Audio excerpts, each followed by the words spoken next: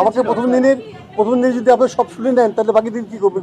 Sir দীর্ঘদিন আপনাদের সঙ্গে কাজ করবো একসঙ্গে স্যার, আমাদের দোয়া করেন।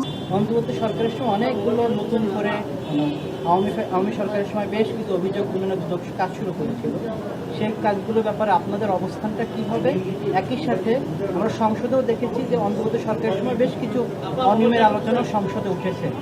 সামগ্রিকভাবে এই যে সমস্ত কাজগুলো দুটো মানে এর আগে কমিশন কাজ শুরু করেছিল সেগুলো নিয়ে আপনাদের অবস্থান কি? একই সাথে সব রাষ্ট্রপতি শাহাবুদ্দিন চুপ্পু সাবেক ওনার বিরুদ্ধে দুদক সম্পদে একটা অভিযোগ জমা হয়েছে, এগুলো নিয়ে আপনারা কাজ করবেন কিনা বা আপনাদের প্রায়োরিটি? আমাদের সামনে এখনো ওইরকম কোনো ফাইল আসে নাই, আমরা বসছি, কেবল আসুক, আমরা যা করব আপনারা নিজেই দেখতে পারবেন।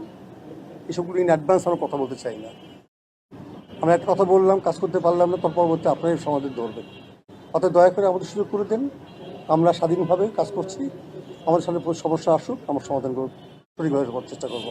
স্যার একটা বিষয়, বিষয়টুকু রাখেন আমাদের উপর খালি। স্যার একটু স্যার আর একটু সময় দিন স্যার, আমরা তো অনেক সময় থেকে আপনাদের অপেক্ষা করেছি স্যার। সেটা হচ্ছে স্যার দুর্নীতি দমন কমিশন যে কাজগুলোকে নিশ্চয়ই আপনি আগে থেকে চান এখন স্যার, আপনি যেটা বলেছেন যে আপনার সামনে ফাইলগুলো আসে না, যে ফাইলগুলো রয়েছে গত ক্ষমতাচ্যুত যে সরকারটা গিয়েছে তার অনেকগুলো ফাইল আপনার সামনে রয়েছে, যে মামলাগুলো হয়ে গেছে, চার্জশিট বাকি রয়েছে। ইভেন অনেকেই আপনাদের মামলার আসামি বাইরে পালানো আছেন, তাদের ফেরানোর জন্য আপনাদের উদ্যোগটা কি থাকবে? অনেকেই এর আগে উদ্যোগ নিয়েছেন, আপনাদের কমিশন কি করবে? সাথে চার্জশিটগুলো দ্রুত করবেন কিনা? এবং এই ক্ষমতাসীন সাবেক প্রধানমন্ত্রী শেখ হাসিনা, তার বিরুদ্ধে আরো অনুসন্ধান চলমান রয়েছে, এগুলো নিয়ে যদি এই ফাইলগুলো নিশ্চয়ই আপনাদের সামনে। আমার সামনে এখনো পর্যন্ত ফাইল আমরা হাত দিইনি স্যার। আমরা হাত দিই, হাতে কি হচ্ছে আপনারা আমাদের সুইং থেকে সমস্ত রেগুলারলি জানতে পারবেন। স্যার তা তো জানবো, যদি একটু যদি বলতেন। আমরা তো কোনো আমি প্রিজাজ করতে পারি না। ফাইলগুলো আমার সামনে আসুক, জনগণের প্রতি কিছু মেসেজ আসুক, আপনারা দেখবেন সব সঠিক ইয়া পাবো। স্যার আপনি জনপ্রত্যাশার কথা বলেছেন, আপনি জনপ্রত্যাশার কথা বলেছেন, জনগণের প্রতি যদি একটু যদি বলতেন।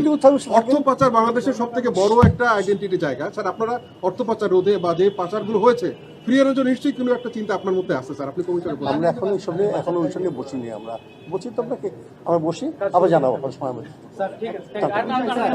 আপনার ডিপ্রাইভ হবে না, আপনাদেরকে বাইপাস করে যাচ্ছি না, আমরা সমাবর্ত দিয়ে দেবো, সহসমাবর্ত পাবেন আপনারা। আমাকে প্রথম দিনে যদি আপনি সব শুনে নেন তাহলে বাকি দিন কি করবেন?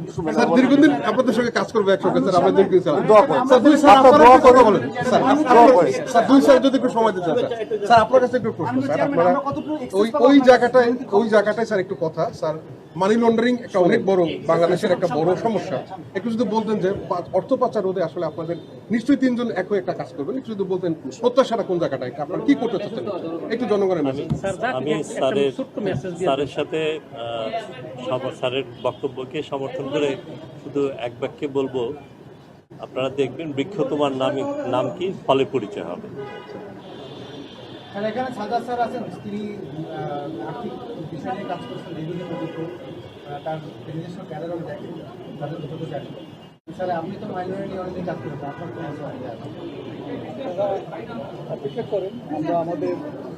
আপনারা দেখেছেন যে বাংলাদেশের একজন অত্যন্ত অভিজ্ঞ বিচারপতি এই কমিশনের চেয়ারম্যান হয়েছে। আমরা স্যারের নেতৃত্বে প্রতিটি বিষয়ে পুঙ্খানুপুঙ্খানু নিরপেক্ষভাবে আমরা সিদ্ধান্ত দিব। আপনারা অতি অল্প সময়ে এই সকল বিষয়ে অগ্রগতি যাবে।